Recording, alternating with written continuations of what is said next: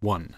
So when I was a kid, I lived at the base of a small mountain, and my street wound up this steep incline and looped back on itself. I had ridden my bike to a friend's house and, for some reason, had a bunch of school notebooks with me. On my way home, I had all my stuff under my left arm, and was riding down this hill when, all of a sudden, I realized that there was a car in front of me. I tried to avoid it, and ended up hitting the curb and flying onto the sidewalk, breaking my arm in the process. The van driver didn't notice or care that a 10-year-old boy was lying there injured, and I was in too much pain to get up. So I just lay there for a while, unable to do anything. Now, like I said, the street loops back around on itself. So high above me there was a single house, whose backyard overlooked a steep incline down the road. It's important to note that there is only one house that I could have possibly seen on that side of the street as I lay there. Anyway, after probably 20 minutes of just lying on the sidewalk, I see an old man open the sliding door of the house. He walks out with 2 dogs, a big German shepherd, and a small something or other. He sees me and calls down asking if I am okay. I say that I am not. I give him my phone number, and he promptly calls my house, and my grandmother came and brought me to the hospital. A few days later, my mom, having heard from my grandma about the man who had helped me out, decided that we should go knock on his door and thank him for his help. So we take the trip up the hill and knock on the door of the house, which, I should clarify again, was the only one that overlooked the hill I crashed on. We knock on the door and a man in his early 40s answers. He says that he didn't have anything to do with helping me, that he didn't own any dogs and doesn't have any friends, neighbors or relatives that matched my description.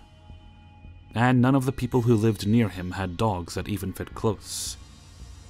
Everyone I tell this story to always gives me an explanation about ghosts, but I am not really a ghost person. And in any case, even if I did believe in them, the whole thing doesn't really fit my image of what ghosts tend to do. The guy walked out of the sliding door perfectly casually, like it was his own house. He held a conversation with me, then walked back into the house and came back out with one of the phones. All while the dogs followed him around and then made a phone call to my grandmother. The man's demeanor did not fit with that of somebody who had witnessed the accident from a different house. He casually walked out of the sliding door like he owned the place, and didn't notice me until he was already outside. Then he, just as casually, went back in and grabbed the cordless phone. This was in the days before cell phones. It really seemed to me like the man believed he had every right to be in that house. At the end of the day, I can think of no sensible explanation that covers all of the variables. 2. A few weeks ago, I was home for Thanksgiving. My mom is into the supernatural. She believes in ghosts and spirits and stuff. My grandpa died a few months after I was born, and I would always play with him as a child, building birdhouses and stuff, not actual ones. She's seen ghost children and stuff when she was younger. Anyway, in elementary school I had a guardian angel. Though I never believed in God, her name is Rebecca. She was pale with freckles, she had strawberry blonde wavy hair, and green eyes. I loved my guardian angel. I knew everything would be okay with her. I never told anyone about her. I never saw her in person, but I knew in my heart and soul that is what she looked like. Again, fast forward to Thanksgiving 2017. I was sitting and talking to my mom. We were talking about all the weird, creepy shit I did as a child. Seriously, props to my mom, because I would have thrown my kid out if they did half the shit I did, saw, and said. I would see shadow people all the time and talk to ghosts, yeah, and I mentioned how my guardian angel was always there to protect me. We laughed together, and I went into a deep description of Rebecca. I even went down to spelling her name that way. Rebekah, because it is so odd. My mom turned white. She asked me if I just made that up, but no, Rebecca always looked like that to me. I asked why. My mom started flipping out. Her old best friend, who lived states away, was really into painting porcelain.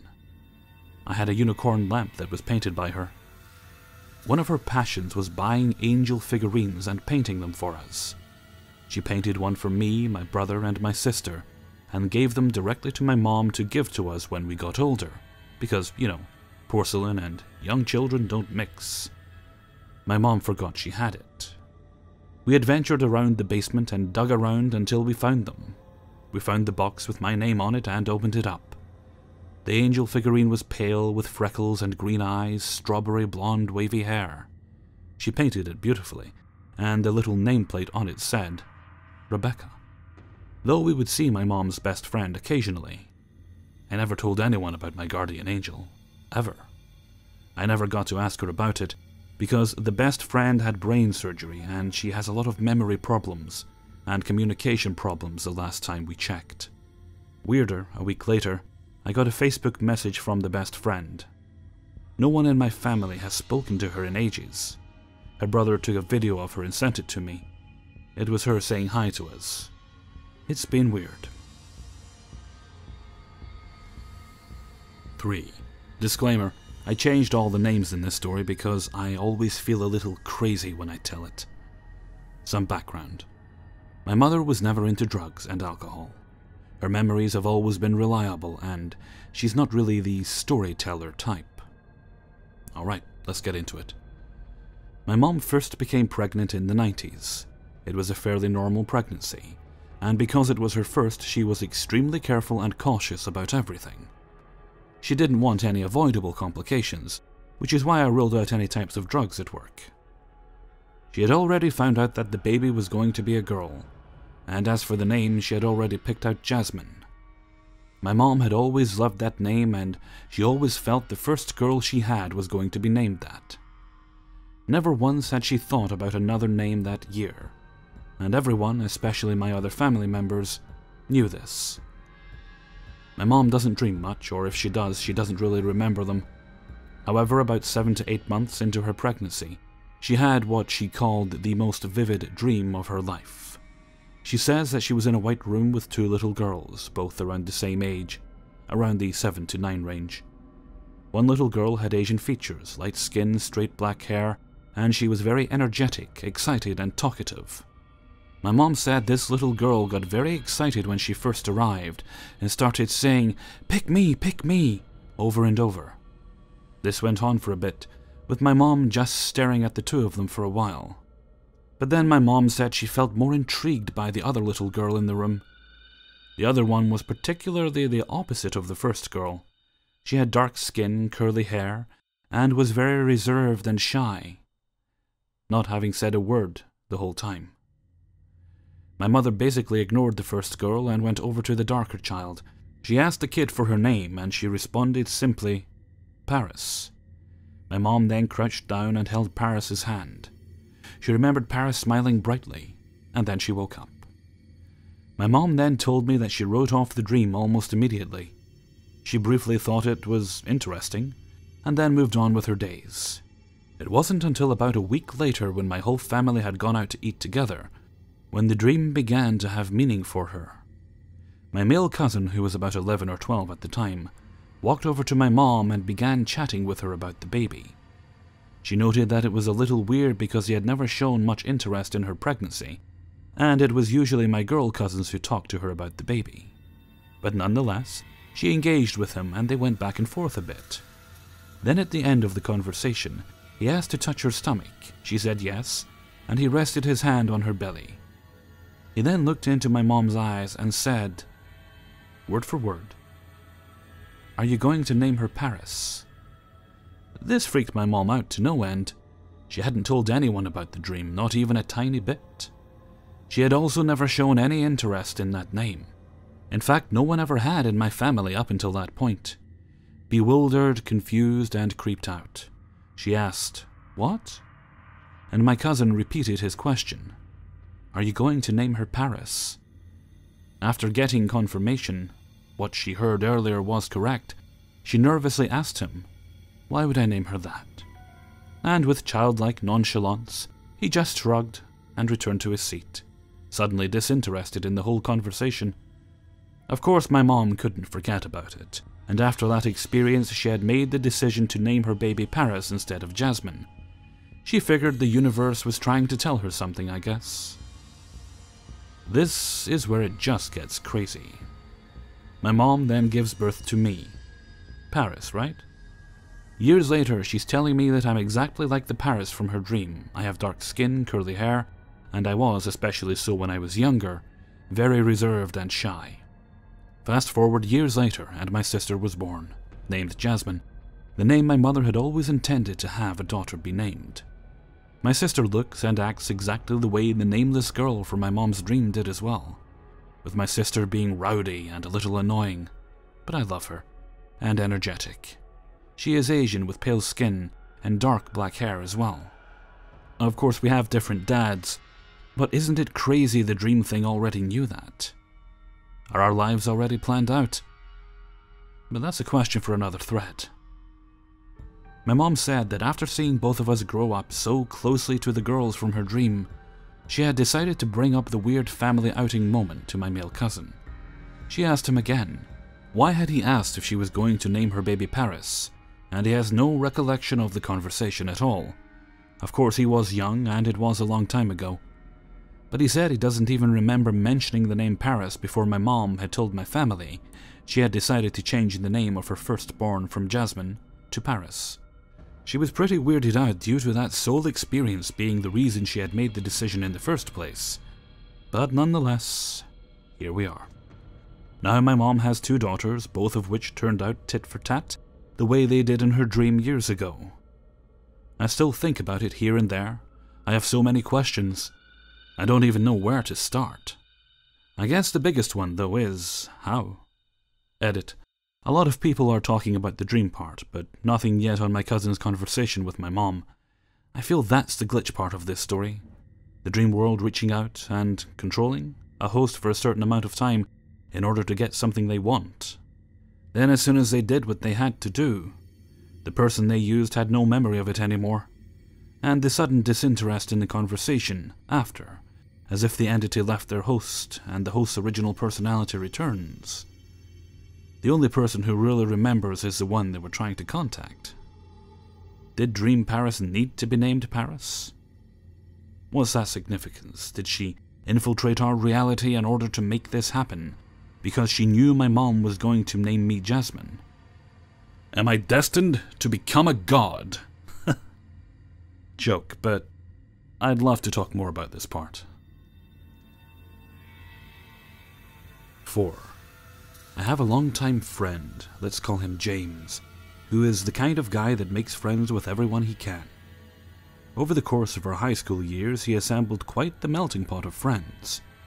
One of his friends in particular, let's call him Kurt, was a bit of a slob that had no respect for personal space or property. He would spit on carpet, put cigarette butts out on furniture, puke off balconies, onto the neighbors below, and pretty much do anything he could to make life more difficult. Needless to say, I did not like the guy. Shortly after graduating, he moved halfway across the country, and I never thought about him again. 5 years down the line, James and I are on our way to the local street market via public transportation. A little bit of statistics. The train runs every 10 to 15 minutes during busy hours, anywhere from 6 to 8 to 88 trains run per day, average 27,740 per year, 138,700 over the 5 years. I ride the train maybe 4 times a month, 48 times a year, 240 times over the 5 years, being generous. I never once ran into Kurt on the train in the 6 years I knew him prior to him moving. James and I talked about Kurt no more than 2 times a year, pretty much whenever disrespect and lack of courtesy came up. So James and I are at the train station, waiting for 5 minutes or so. Out of nowhere, James asks me, "If you saw Kurt right now, what would you say to him? What would you do?" I replied with, "Not much, the guy isn't worth my time." James just shrugs, and we both go to looking at our phones. A few minutes later, the train pulls up and is way too full for comfort. James and I agree to wait for the next. 10 minutes go by, and the train pulls up to the station.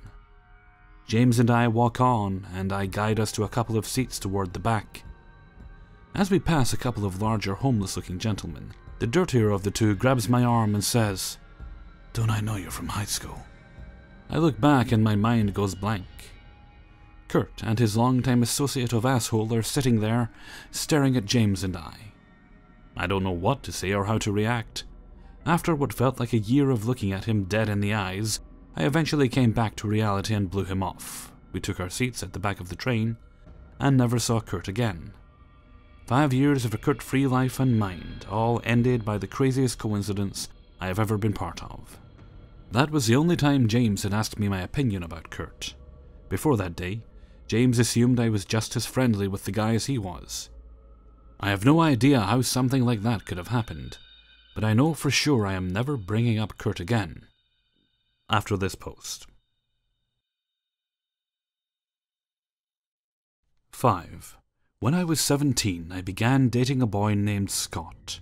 He has 2 siblings, a younger half-brother named Ethan, and an older half-brother named Noah.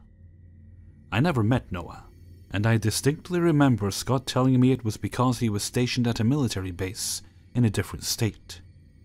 I heard some stories about Noah, such as how he was in a super messy relationship, some stories about his military career, fun memories of him and Scott, etc. I also saw pictures of him here and there from family photos. Scott had a best friend named Jacob, so the 3 of us hung out together pretty often. Typically, we would go to Scott's grandparents, he lived with them, and just hang out there. On one particular day, Jacob came over after I had spent the night. The day before I had teased and curled my hair, so it was a huge lion's mane looking mess when I woke up. Jacob made a comment about it. I think he said he liked it or something along those lines. And I remember getting butterflies from the comment on my appearance. Now, I definitely had no feelings towards Jacob as he wasn't my type at all, but I just appreciated the attention, to be honest. Later that night, we ended up on YouTube. After watching some trippy videos and listening to Tool for a while, Jacob and I started quoting Charlie the Unicorn for some reason. Scott had no idea what we were quoting. I guess he had lived under a rock for the past few years. So Jacob and I agreed that Scott had to watch every single Charlie the Unicorn video. After watching a few more YouTube classics, Scott showed us a pretty creepy video called Backwater Gospel. A while later we went downstairs to watch a movie where we all passed out. But Scott woke me up a few hours later and we headed back upstairs to go to bed. We left Jacob sleeping on the recliner, which I felt kind of bad about just leaving him alone, but Scott assured me he'd be fine. I even remember thinking how it might be kind of awkward for Jacob to wake up in the morning, alone, in Scott's grandparents' living room, especially if they were wanting to be in the living room too. I personally don't feel comfortable being alone with a friend's family members. Fast forward to a year later. I had since ended the relationship with Scott, and I was working at a shoe store. The store manager was telling me about this person she met who was coming in for a job interview that day, and how his initials were awesome and hysterical. Since I changed the names here, I obviously can't share what it is. She told me his initials. I knew his full name. An hour or 2 later, I was fixing up some shoes on display when a man came in and I automatically asked if he was the person being interviewed. I had no reason to believe he wasn't just a regular customer walking in to look around, but I just knew this had to be the person my manager was earlier telling me about. He ended up getting hired, which I was glad for because he was gorgeous and just an overall interesting person, and we quickly became super close friends. About a week later, something inside me suddenly clicked. Like a smack to the face. I already knew this person. I looked him up on social media and sure enough, I was right. It was Noah, Scott's older half-brother. He now had facial hair and a non-shaved head since he was now out of the military. And him and Scott have different last names, so that wasn't a connection I could have made. I told him who I was, and he told me he already knew. I guess Scott had mentioned me while we were dating. Maybe a month or 2 later, Noah showed me a photo he had edited of himself, and we both acknowledged how it made him look like the main character in Backwater Gospel, the YouTube video that Scott had showed me and Jacob over a year before. I told him how his brother had showed me that video because I thought it was a funny coincidence, and he responded with, "I know, I was with you." He then followed up with, "Remember? Me, you, and Scott were at my grandparents' and watched Charlie the Unicorn too since he had never seen it before." He described the day and night that I wrote about above exactly as I remembered it, down to getting my hair complimented. But where I had vividly remembered Jacob, it was really Noah who had been there. Jacob wasn't there at all. I spent time with the brother who I thought I never met because I thought he was in a different state. I'm sure some people could just chalk this up to our brains constantly messing up memories. But over time I had come to learn that I had hung out with Noah a lot. I can remember the days where he was with me and his brother, but in my mind, it's either Jacob who is in his place or none at all. Another example I have is on Easter. I was standing in the kitchen with Scott, his cousin, and his cousin's girlfriend, and Scott's grandmother and grandfather. I noticed how we were standing in a near-perfect circle, so I moved where I was standing to make the circle a bit better. Someone asked what I was doing, so I explained my observation and how I was fixing the circle. I couldn't recall who had asked me, but I remember a male's voice standing across from me, so I assumed it was Scott's cousin. One day at work, Noah made a comment about how he remembers me standing to make a circle in his grandparents' kitchen on Easter. It was him who asked what I was doing. I had spent a handful of days with Noah, but to this day I cannot remember ever meeting him prior to us becoming co-workers. He did live in the state I was told he was in, but he was on R&R during my relationship with Scott, which was how I was able to spend so much time with him. As of now, Noah and I are actually engaged with a baby on the way. I'm now 20, and I believe with every fiber of my being that he's who I'm meant to be with for the rest of my life. My soulmate, if you believe in them. He will still recall memories of us from 3 years ago, and I still to this day see Jacob, or just plain nobody, in the same memories. From what I can tell, I have no other distorted memories from this time, just the absence of Noah. So my point for sharing all of this is, does anyone have a valid explanation for why my brain would completely block out Noah and replace him with another person? Someone who I thought I spent a lot of time with, but really I only met Jacob a few times, or put nothing in his place. I asked the psychic for her input. I'm pretty desperate for an explanation at this point, and she told me it's because I wasn't meant to fall in love with Noah when I first met him, for a multitude of reasons. I was then committed to his brother. He was also in a committed relationship with someone. I was underage. He lived in a different state and was still active military, etc. So my subconscious blocked him out to protect me until there came a time where I could be with him. Coming from a spiritual perspective, I do like this explanation, but it doesn't give me any relief from how bothered this whole situation makes me. How could I have a handful of memories with one person, but my mind replaces him completely? I was even told his full name by my manager. Had said his name numerous times when I was hanging out with him 3 years ago, when talking to him. And yet, I still had no memory of him. Edit. Just a quick edit. But I can promise that Noah and his family aren't just lying for some kind of prank or other gain. For it to be a lie, Noah, his 2 brothers, their parents, their grandparents, their cousin's now ex-girlfriend, and Jacob, all people who have confirmed I spent at least 1 day with Noah 3 years ago, because they were there too, would have to have sat down together to make this decision to lie to me. Every person would then have to tell Noah about times they spent with me, that Noah would then have to memorize down to quotes I have said, and what my appearance was like. Then, after working with me for a month or so, when I brought up one of the memories that he was told to memorize, he would have to have quickly realized that was his moment to begin the prank and begin spewing off the details that were told to him. Then he'd have to continue doing so over the course of 2 years, because I'll still ask him questions about us being together before we were co-workers, to try and jog my memory. Maybe it's just me, but my not remembering him seems a bit more realistic than all that.